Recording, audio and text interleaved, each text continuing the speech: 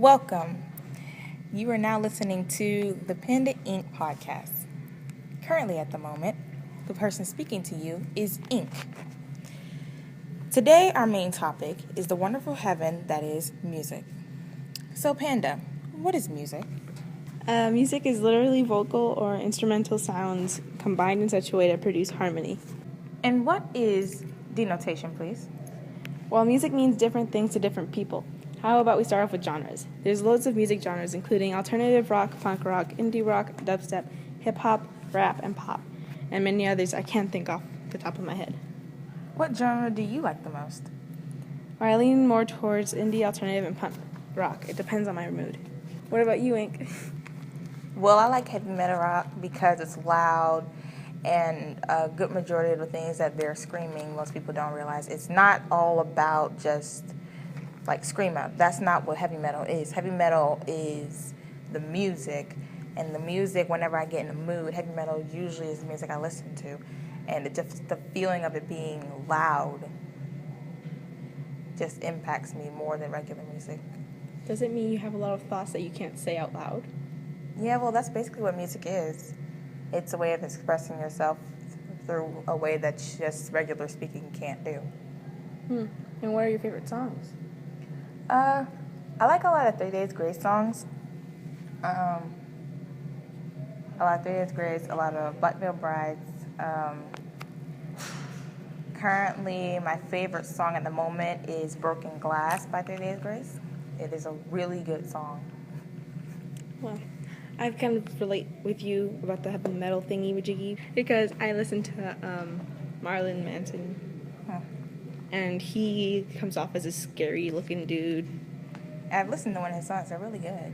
Yeah, the lyrics. I really liked Coma White one because I like the lyrics when he starts with the chorus about how a depressed person takes medicine, and the medicine never really helps them. I think that medicine that people who are depressed take, I think it just makes them numb. It doesn't necessarily help them. No, I've read in the story before that it makes you, like, cloud around, or, like, you don't feel. Yeah, no. Yeah, exactly. But, like everything passes by in a blur. You don't live to your full potential. So what's your favorite song? Oh, wait, yeah, at the moment.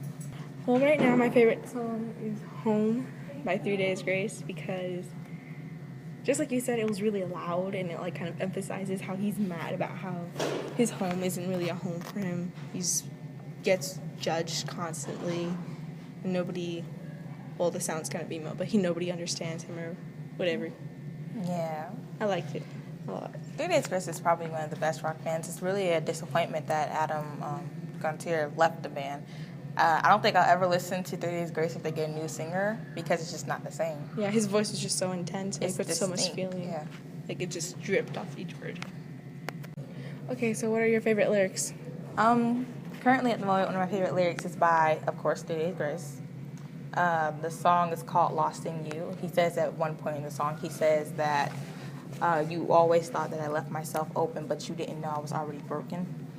Basically what the song is telling you is that this girl is breaking his heart, but she thinks that if he doesn't have her, he'll be nothing, that she'll finally have cracked him. But she underestimated the fact that her leaving didn't really affect him as much. It's just that he was already broken to begin with. There's just so much a person can go through before they completely crack.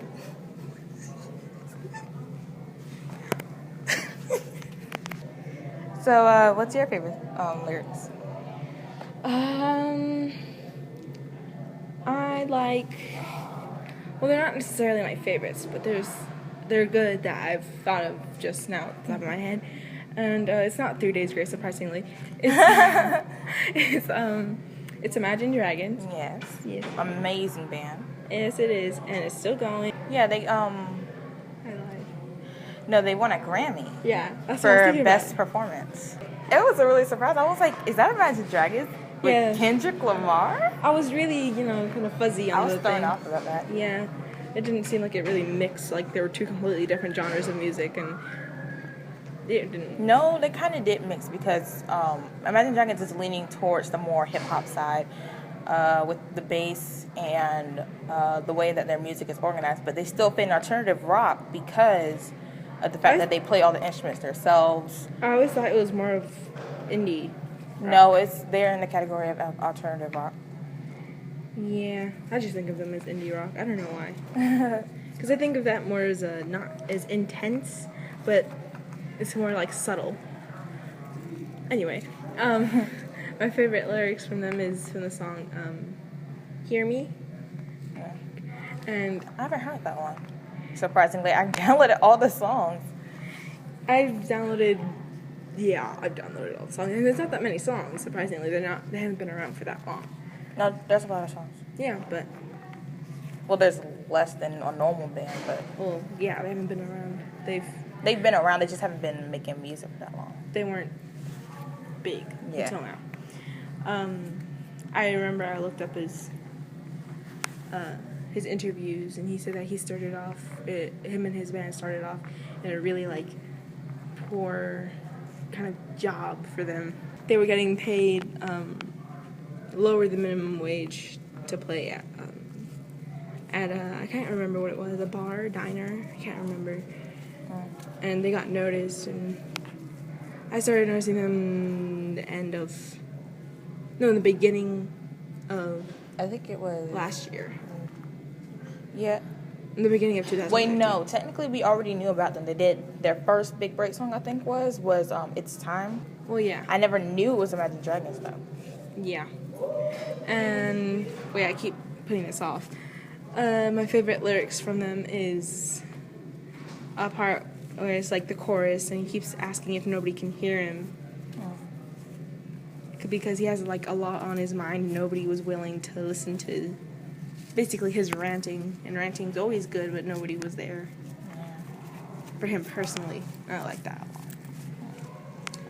I think my favorite song by Imagine Dragons. Usually I would respond with either Bleeding Out or Tiptoe. Lately I've been really listening to Curse. I really like Curse. Yeah, Curse. I like Amsterdam, of course, and All Eyes right now.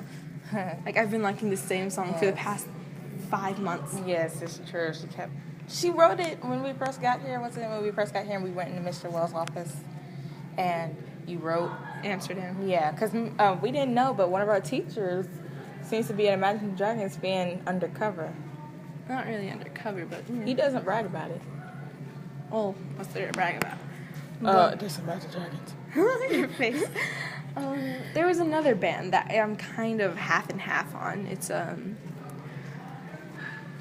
All American Rejects. Yes, All American Rejects. But it's because their music is like a hit or miss. Yeah, it's a hit or miss. One song will There's be a no hit, in between. and then the next song will be a miss. Yeah, there's no in between with that. I think one of their hits was Beekeeper's Daughter.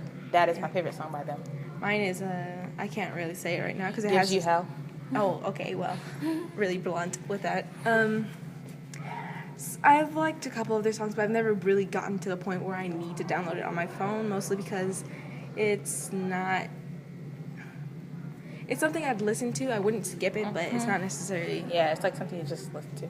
I had the CD at home. I still have the CD at home right now. And I was playing it, and my mom was in my room, and she was talking to me. And then all of a sudden, all she heard was like constant cursing in one of their songs. And the baby was dancing to it. Oh, gosh. And she was like, "What you listening to up in here?" I was like, "Nothing, just All American Rejects." Oh, gosh. Remember, me and Ink have a lot of history with listening to Evanescence since middle school, like 7th grade. And she right now is pregnant. Yes, Amy she Lee. is. With somebody I didn't know she was with. She's with the lead singer, Seether. No, she's not. That's what she said. No, she was with. Oh, she was with them. Who's she pregnant by? I have no idea. She was with the lead singer of Seether. I forgot his name, but she wrote a song about him called "Call Me When You're Sober." Basically, he had I'm not sure if it was like a drug problem or a drinking problem, but there were rumors of drugs, and then the song was about his drinking problems. And it was after they broke up, and he went to, it was like straight after he went to rehab, and he felt attacked by the song. And I feel like I can't really back it up with facts, but Amy Lee also released a song called Everybody's Fool, which means not to, like, everybody is perceiving you as differently as what you really are. And then Seether released one that is called Fake It, and I feel like that one Was a response? was a response to that one, because he was talking about how you're such a hypocrite. And I was thinking, well, maybe, I'm not sure. I can't back it up with facts because of the time dates. If it was before they went out, then it kind of really makes sense. Yeah. But it's one of my theories in my little noggin. Yeah. I like Seether. I do like Seether. I love Evanescence. Evanescence, I think one of my favorite songs by them would surprisingly not be My Immortal. It would have to be... Going Under. Yeah, Going Under. I haven't listened to the song in like 2 months now. I still never forget. Mine's always been Lithium. Always has. Forever will be. And by Seether, my favorite song would have to be Careless Whisper. I have a favorite one. It's not Fake It. I just can't remember it off the top of my head.